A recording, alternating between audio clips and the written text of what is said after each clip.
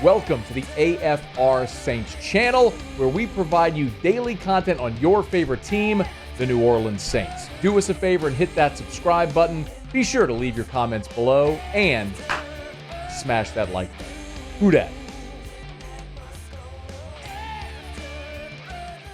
And as previously mentioned, we will start out in Irvine, California, where the Saints wrapped up day number 5 of training camp. Coming off of an off day on Sunday, they put the pads on for the first day here Monday. And that's really what we've all been waiting for, right? You've heard so much, you really get a gauge when they get the pads on. So you're waiting for that day. Today was that day. And you had one little skirmish between Alontae Taylor and Cedric Wilson getting into it. Apparently it ended very quickly. Nothing there. That's to be expected. But you like that competitive fire. You see the vibes high out there when pads finally go on. And you can, as Willie Gay put it, it feels like real football.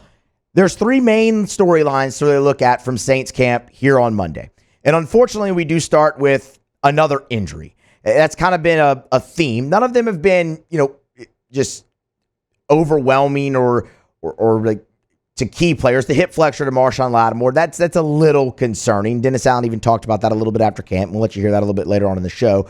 It's a little concerning, but overall, they've been a little nick here, a little nick there, maybe not miss a lot of time. Hopefully this one falls into that category as well. So Nick Saldiveri, who's been getting the bulk of your reps, first team at left guard, left practice early on Monday, walking gingerly with athletic trainers, but under his own power. After practice, Dennis Allen called it a calf injury, the severity of which is not known. How much time Saldiveri might have to miss, if any, is not known.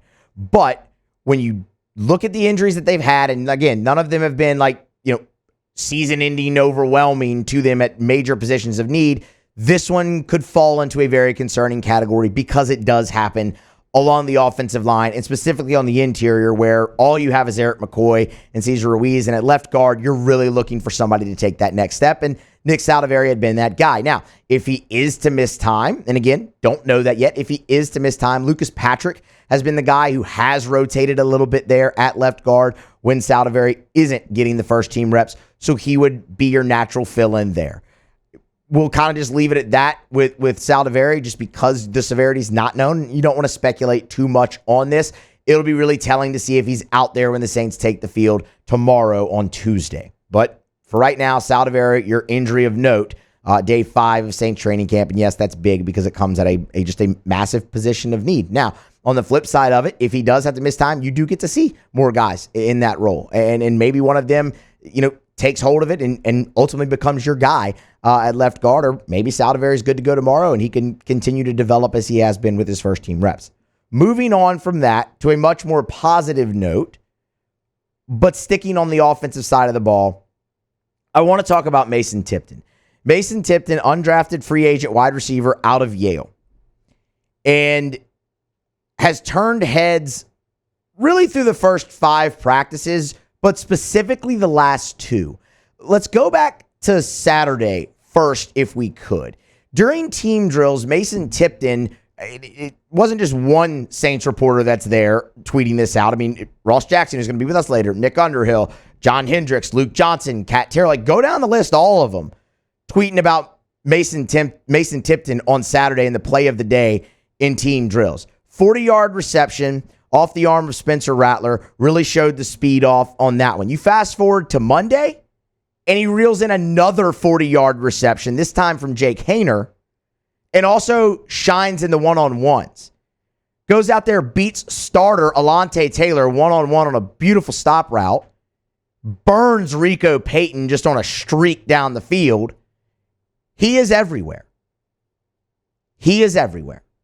And it's really encouraging because you're looking for someone to step up in that third wide receiver role. And I'm not telling you that Mason Tipton, the undrafted guy out of Yale, is about to be that player. But what I will say is every year in camp, there's some undrafted rookie who continues to turn heads, who is the camp darling. And when it comes to wide receivers, the Saints have had a really good history of undrafted rookie wide receivers making the team and contributing. Obviously, everybody's going to point to Marcus Colston in that, but I mean,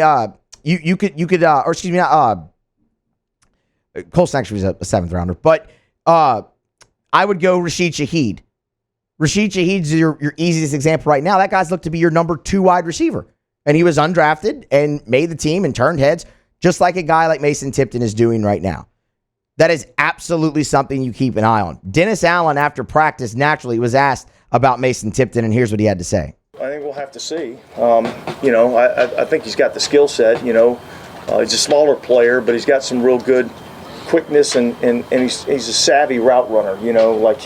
He's got some football awareness, and so I think he understands kind of how to play the position. He's got really explosive speed down the field. So I think as we go throughout training camp, we'll have to see, what are all those things that he can do. I think he's proven that he can run deep, and now we'll have to see how does he execute in some of the underneath stuff, and can we get the ball in his hands quickly? Can he get some run after catch? Those types of things. The thing that's most encouraging to me that Dennis Allen just said is when he called him a savvy route runner. Because if you remember, when Mason Tipton signed with the Saints as an undrafted free agent, you look up the reports on him out of Yale, and the two things that really stood out were the speed, and you heard Dennis Allen allude to that there, and we even did when he beat Rico Payton earlier in the 2 40-yard receptions. The speed is there, and that stood out. Like, it's rare speed from a guy like Mason Tipton. The other thing was the ball skills. All the other reports, they mentioned, okay, he needs some work. He needs to be polished a little bit more as a route runner. So to hear Dennis Allen here 5 practices into camp call him a savvy route runner, that's encouraging going forward because he has the other skills. Could he be a great weapon for you in the slot potentially? Absolutely.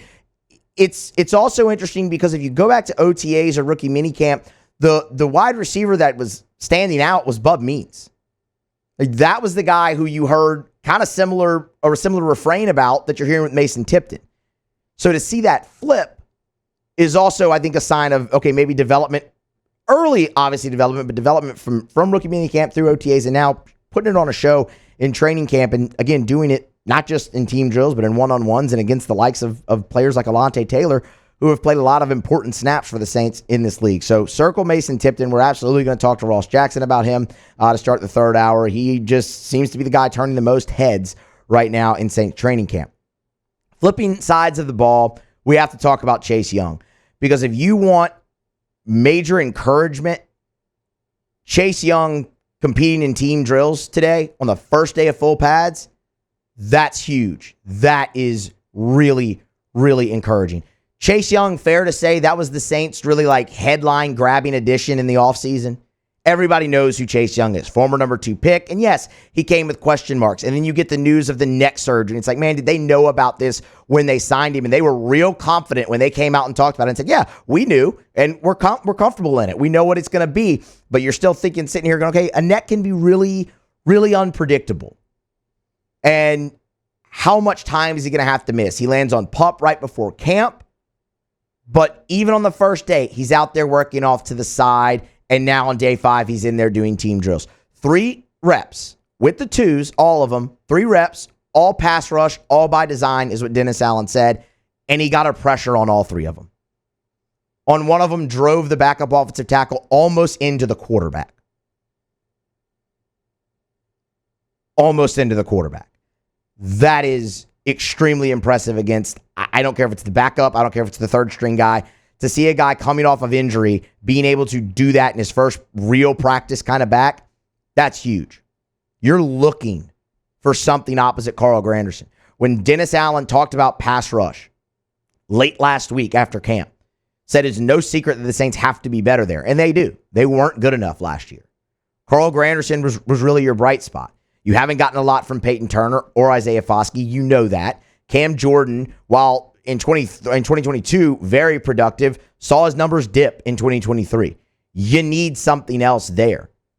And when they talked about pass rush, the only guy that really wasn't mentioned in the, hey, step up category that Dennis Allen went through was Carl Granderson. Said that he's earned the right to be trusted and to really, kind of have his spot locked down at the moment. While he still needs to take a next step, but he's the one kind of entrenched. So what do you have opposite of him? To see a guy like Chase Young, who's 25 years old, perform the way he did in his first real practice back after neck surgery today is just extremely encouraging. Dennis Allen talked about Chase Young's injury and kind of the timeline when they got to camp on August 22nd. He met with the doctors when we got here on the 22nd, and he was cleared by the doctor for full participation. So, I think at that point we probably accelerated this timeline just a little bit from where we probably initially thought it would be or potentially could be. So I like where he's at right now. We're going to continue to be smart with him, but I think each day you'll see him ramp up a little bit more and more every day. It's just incredibly encouraging for the uncertainty of a neck injury, for you to hear Dennis Allen say the timeline was accelerated. That's huge. And it's a testament to Chase Young and the work that he put in to get back. That's a guy who knows he's got something to prove. That's a guy who undoubtedly feels like he has a chip on his shoulder. He heard all the talk, all the conversations that we had and that everybody had nationally about him when the Saints signed him away from the 49ers. He has to immediately go into that surgery. He's put in the work, and so far the returns are really, really good and ahead of schedule. And that part is the most encouraging. You're looking for a pass rush, that guy could be someone that could really, really contribute going forward. So you have the injury to Saldiveri, but you have the two really standout performances, one on offense from Mason Tipton, one on defense from Chase Young at Saints training camp today. And it's the first day in Pats. They'll go forward here the rest of this week. Hey, thanks so much for watching. Please leave your comments. I love to interact, and be sure to hit the red subscribe button below.